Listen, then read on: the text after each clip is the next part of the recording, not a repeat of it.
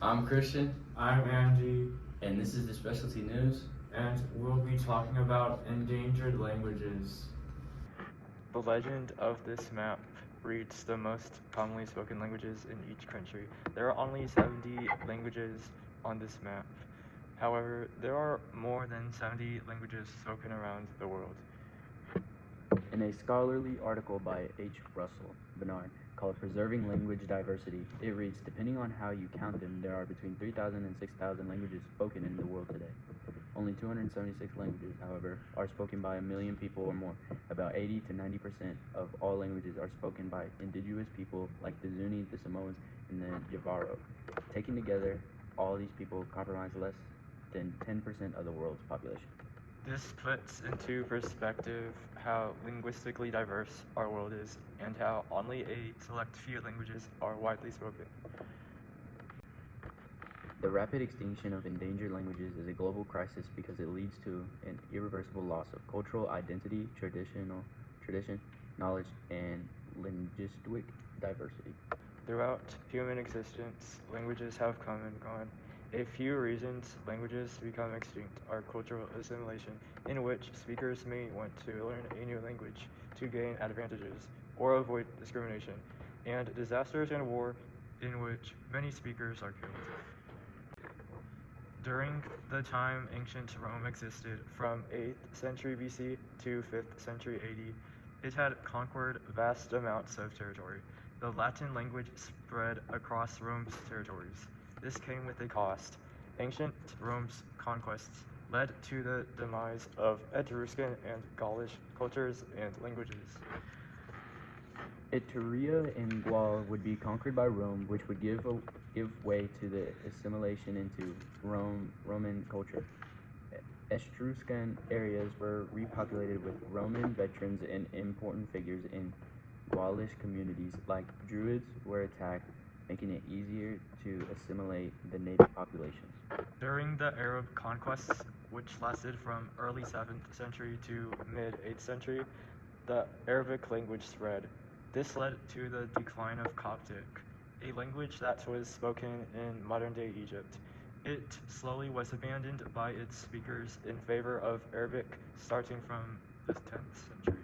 Not only Muslims shifted to speaking Arabic, but Christians too shifted to speaking Arabic. There was an institutional language shift in the church, and the local administration was gradually Arabized. During the Spanish colonization of the Americas, which started in the late 15th century and ended in the late 19th century, the Spanish language spread. Many Native Americans were killed due to the spread of diseases from Europe. This led to the extinction of many Native American languages. There was a caste system that favored people of Spanish descent over indigenous people. After the Mexican Revolution, indigenous people were minimized. School was taught in Spanish in the 1900s. The main intent of the bilingual education was to assimilate indigenous people at the cost of their own lives and culture. Today, there are many endangered languages. In the Americas, Nahuatl is one of them. According to a Harvard article by Kate Bigley, even though it is spoken by over a million people, it is still endangered. Nahuatl speakers may not want to enroll their children in bilingual education because of the negative associations that society has placed on indigenous languages.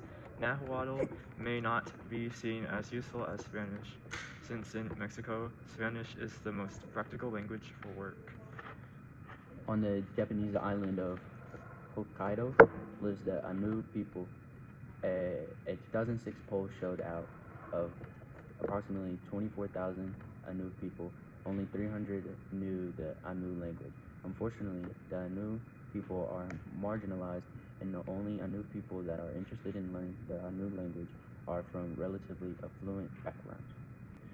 In Spain, there are language minority communities such as the Basque, Catalan, and Galician communities. More and more children don't speak or use their heritage language. Increased migration and urbanization brought pressure to speak the dominant language. Some people believe that learning the dominant language will help them advance economically. How can we save these languages? We can have endangered language courses in schools as electives. Students whose heritage is that language, or students who are interested in learning endangered languages, can take these courses to learn the languages they want to learn. We can use endangered languages in day-to-day life. If a supermarket displayed items in not only English but also an endangered language, then speakers will be able to keep remembering their language, and people who don't speak the language may become interested in learning it. Officially recognizing an endangered language can help speakers who aren't good at speaking the language of the majority. They will be able to read and sign important documents. Overall, these things will make learning an endangered language more practical.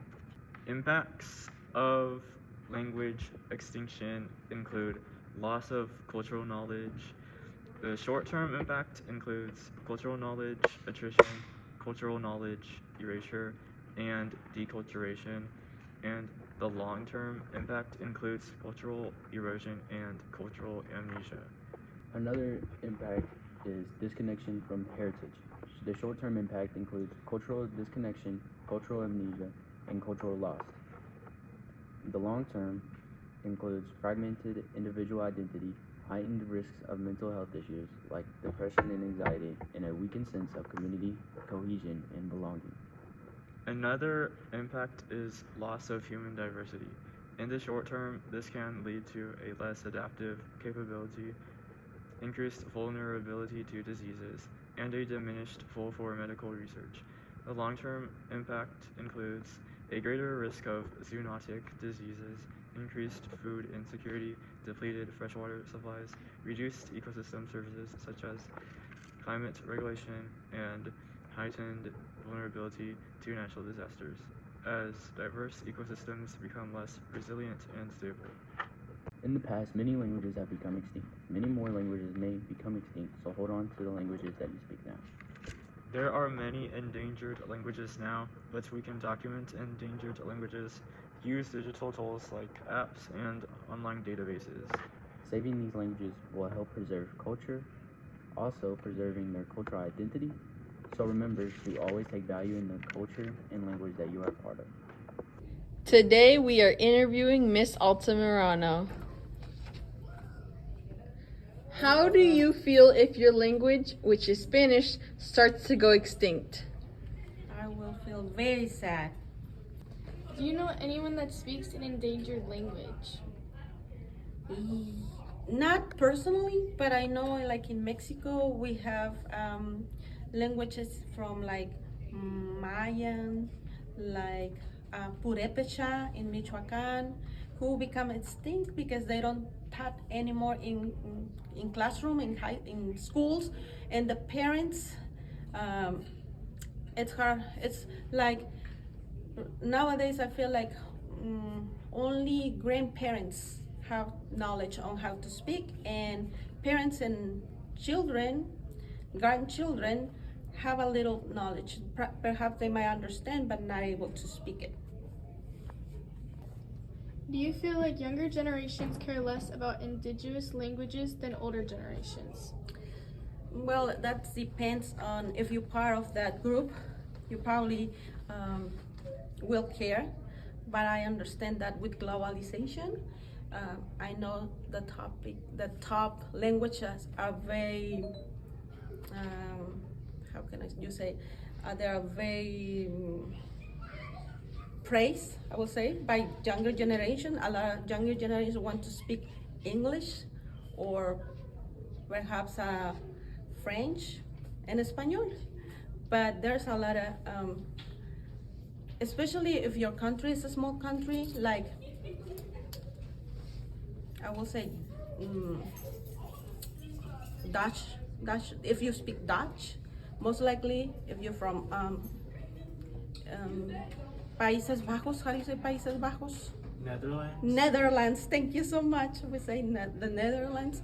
They have to speak English and another language within school, like in the elementary, they already learn 3 different languages because they know Dutch is not very popular, and even though it's their own language, they have to have more tools to survive or to be professional in the wide world. Thank you for the interview. This is Andy, And this is Christian, and thank you for watching. the Specialty News Channel.